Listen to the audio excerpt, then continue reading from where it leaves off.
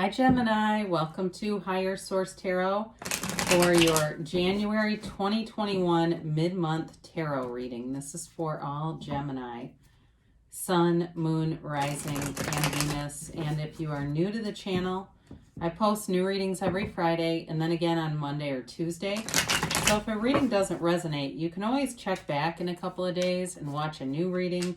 You could watch a reading from a different part of your chart, or you could even watch an older reading if the title speaks to you. The readings truly are timeless. We're working with sacred divination here. They don't cooperate, or they don't follow our human timeline. So if you haven't subscribed yet too, I'd also love to invite you to join us and become a subscriber. And I'll let you know when new readings are posted as well, or any changes with the channel. And let us begin here.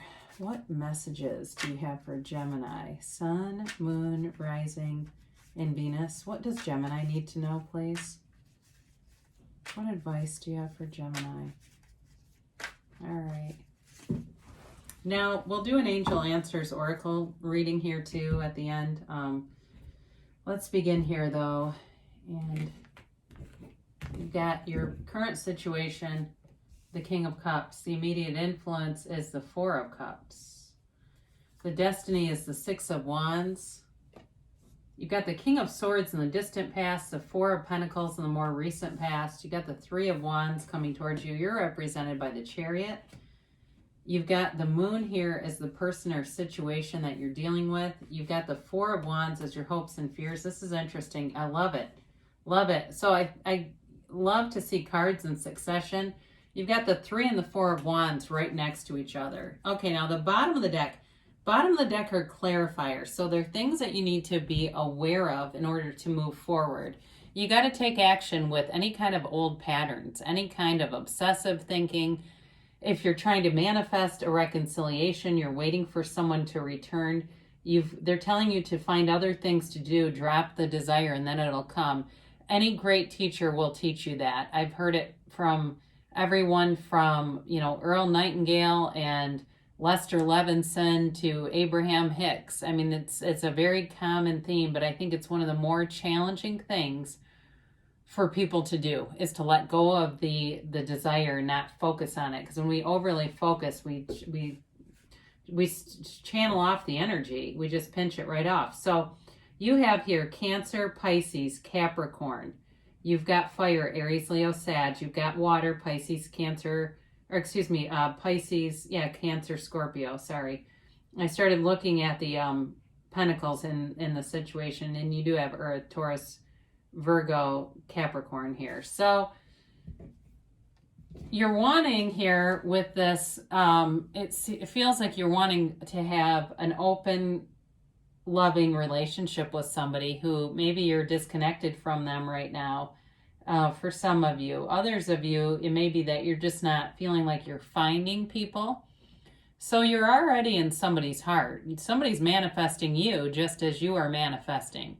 And what is meant for you will not miss you. There are billions of people out here. So if you're single and looking and just not have had anyone come through, do those other things. The King of Cups is all about self-development. And so I mentioned a couple of teachers here. Neville Goddard's another good one. David Hawkins. I mean, the longer I grow in my own spirituality, the more new information I find from 30 or 40 or more years ago.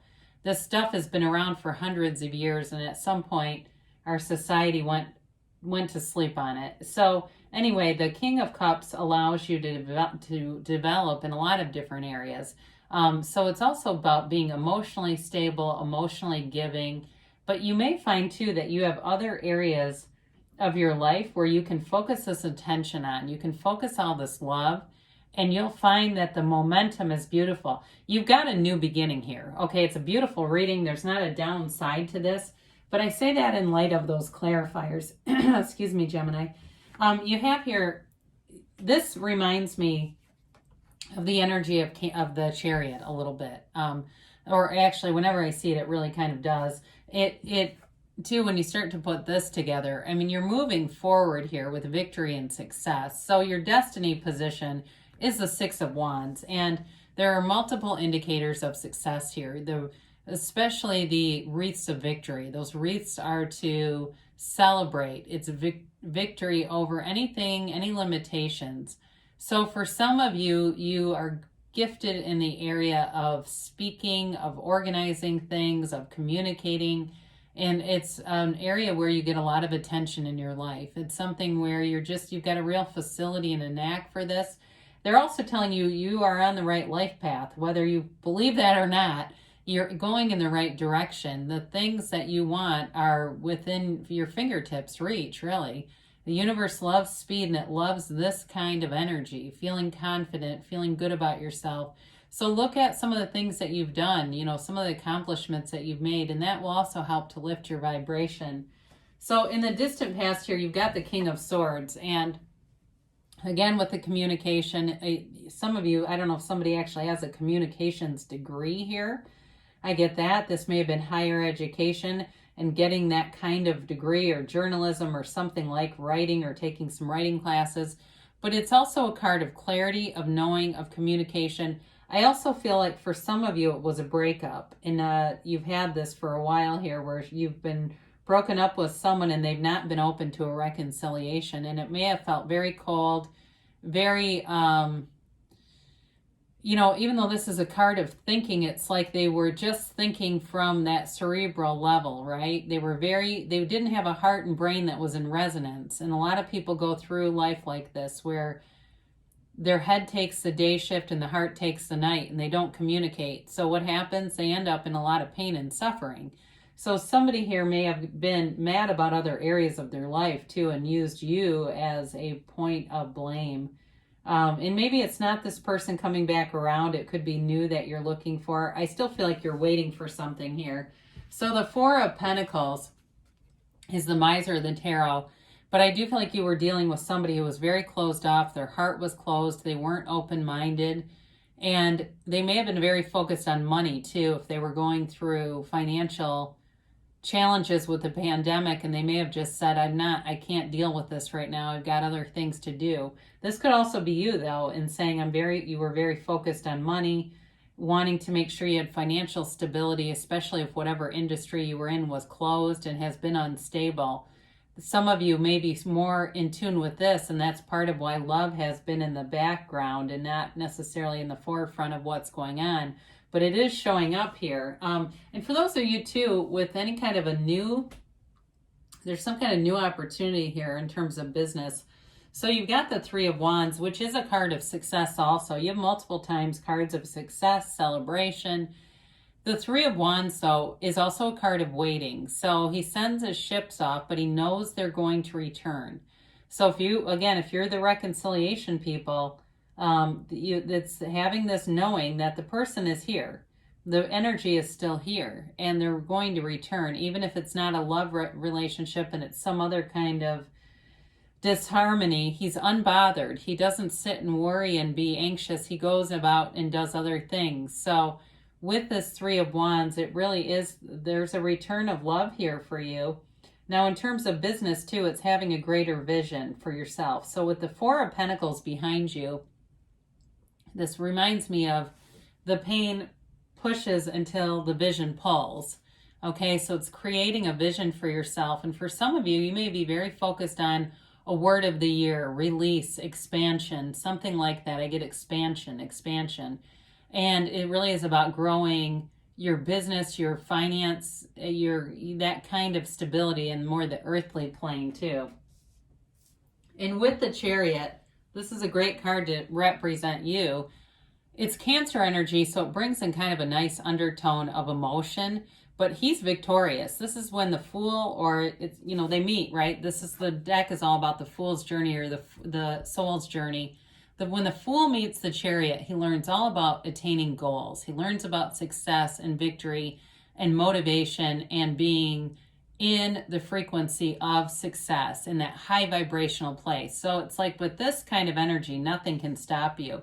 The Chariot also is about the law of attraction. You'll see the curtain above him is the celestial sky, and he's grounded on earth. So you're bringing your desires into the 3D reality. You're manifesting. So be very deliberate with this, because you're going to get things whether you want them or not. But he uses his mind to control those sphinxes, okay? It's all about the power of your mind. You get what you expect, and you become your thoughts. You are your thoughts. Your reality is your thoughts. So with this card, it's really about being intentional and knowing that you're moving forward. So in terms of a relationship here, you've got the moon, and it can be a card of emotional intensity. So for some of you that have been kind of restless, it may still feel a bit intense, but there is, with this, new growth and opportunity coming out of it. It's also a law of attraction card. Setting your intentions with the moon, being clear about them, and knowing that everything is born from the seat of the soul down here. This is the pool of consciousness. It's the seat of the soul. So all of your desires are born here, and they're well within your reach. Now, you may be attracting a Pisces here. You may be also attracting somebody who has hidden feelings.